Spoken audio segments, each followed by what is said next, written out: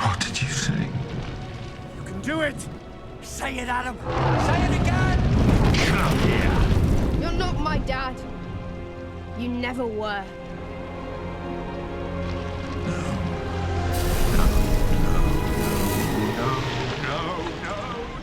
Hi, everybody. Welcome to the channel.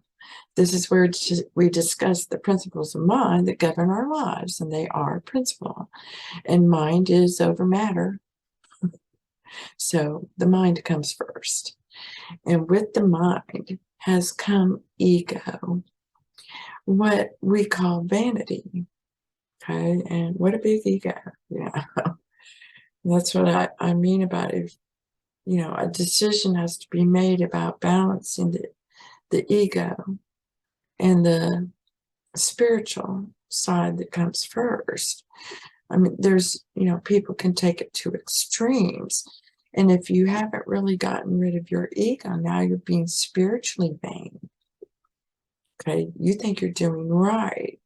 And you only have to listen to John Kerry at the World Economic Forum meeting. I'm not talking about Davos. They had another meeting to know that's what's going on. You got a whole lot of people been doing these laws, and they've wrapped it around their ego. So people discover this as they come to this knowledge and start to understand that it's the ego that has put this green screen between you and what's true, and you need to remove the screen. And you'll learn that when you read Plato, the allegory of the cave. It teaches you about it, and because of ego will say, oh, that's being a puppet master, you're just a puppet, and that kind of thing. And ego is a role, right? If you're Heath Ledger and you're playing the Joker, well, you play the Joker when you're at work, but then you leave the Joker there, and then you go home, and now you're Heath Ledger. You're not the Joker. You play the Joker, but you're not the Joker. It's the same thing. Okay, I'm not Rita. I go home, I put Rita up. Okay, she has no place. The only thing she needs to be is whatever, she wants to be in the outside world. She gets to choose that stuff. I don't care how she makes her journey. She's going to make the journey. All right. That's all there is to it. And it's not out of meanness or anything like that. That's ego. Okay, that's ego. The clips used today come from Good Omens. It's an absolutely brilliant show that tells the story perfectly. And in this case, the focus is Adam. And he's, coming out a long way around. And now knows that things are like this. He was born that way. Okay, and he knows. You have no place. And the story of David is about how he was like that. And then, picked up an ego. So it got really bad for him. All kinds of horrible things happened to David. He was diseased. But then he overcame that, and passed it on through Solomon. Okay, becomes Solomon. That's King Solomon. And this is that death of ego. And that Good Omens is just an update of that story. The entire story is, really about humanity. Adam represents humanity. Humanity's ego. And this is what has happened.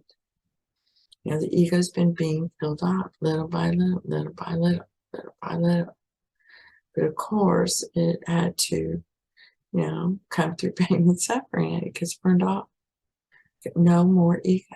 It's nothing. Okay? You're still your person. Okay? You're still your personality. But recognize that when you're not feeling good or things aren't going your way, you're not thinking properly. You haven't been outside enough smelling the roses. There and making that realization of there is no rose. Okay. Isn't this lovely? God is magnificent. Look what I shaped out of him. This is what the human imagination shaped out of him. With their eyes and their ears and their nose and their mouth. Look what they did. It's beautiful. God is beautiful. And that's the sun praising God, it is admiring life. Okay, but you don't jump in with them. And that's why that Star Trek, don't get involved in what's going on in their world. But the man can't help himself because he knows he's spreading freedom, the thought of being free, and that we all are out there to explore and discover. And it's not about beating each other up, who's better. Because that's not true. That's ego. So it's recognizing that you've judged, stop, think about it. I judged something. But you get tired of forgiving. Okay, and that's what Jesus said, just keep forgiving. At some point, you're done. The ego's pretty much been destroyed. There may be a little niggly thing or two, and that comes that final battle. And in the Bible, that's represented, as there's this big battle between Jacob and this angel, the archangel, and he wins. Okay, he loses his ego and he supplants.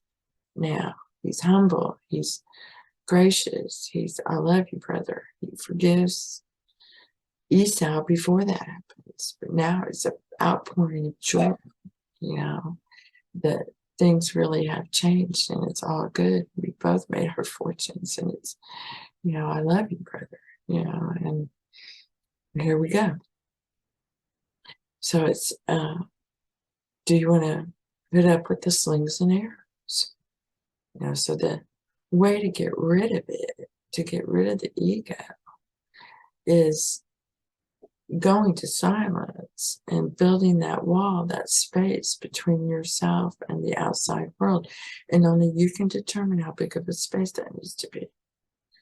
What is that when you start feeling bad and shit starts happening, for lack of a better term, then, your hard drive's getting full and you need to go clear it out. Okay, go clear it out. And Emmett Fox would say you need to treat for congestion at least a couple of times a week, because he looked at it scientifically, it's going to happen. Okay? You're around this shit all day long. I'm treating for congestion. Thank you, Father, for clearing me of all congestion. Off you go. Start your day with this is a great day. I wish goodwill to all of the universe. All of it. The universe and everything, and I bless it. We're gonna rock and roll tonight. So I hope this helps. The clips here are to show you, it really is a battle, and you really do have to say that, you're not my father. You don't own me. You don't tell me you can't scare me. Okay? And in modern times, pick John Kerry. Because you don't scare me. Pick, Klaus Schwab. The memes are cupids sending out, little shots of arrows because laughter deflates the ego. and tears wash it away. Now, and that's the forgiveness. Okay. And laughter deflates it. You laugh those guys. Nobody thinks like that. Where do they come up with these guys? Yeah, great imaginations, but yeah, nobody thinks like that. Yeah. And you move on. It's appreciating it for what it is instead of joining in with ego. And ego gets to use your imagination too because it created it. It's a human defense mechanism against pain and suffering. Okay, it's an automatic deal. And therefore, you may not have much of an ego, but you do have one. And if you're watching this, you like your salt and pepper, and that's okay. That's just a perception. It's a preference. It's okay to have them. You're here to study it, to explore it, to enjoy it, but you don't let ego stand in your way while you're here. That's for men to deal with. Okay, the men have to deal with that. Because while they're in ego, they're men. Okay, they're afraid. Okay, but they become human beings when they drop the ego. Okay, and that is pretty clear, that on a spiritual level, that's what it takes. And, certain people think they're the ones doing it. And the reality is it takes everybody, one for all for one. And you can't force it. You can take a horse to water, but you can't make him drink. So, it's up to you to choose who's really speaking right. And if you understand that this is all nothing, okay, it's not real. It's a story.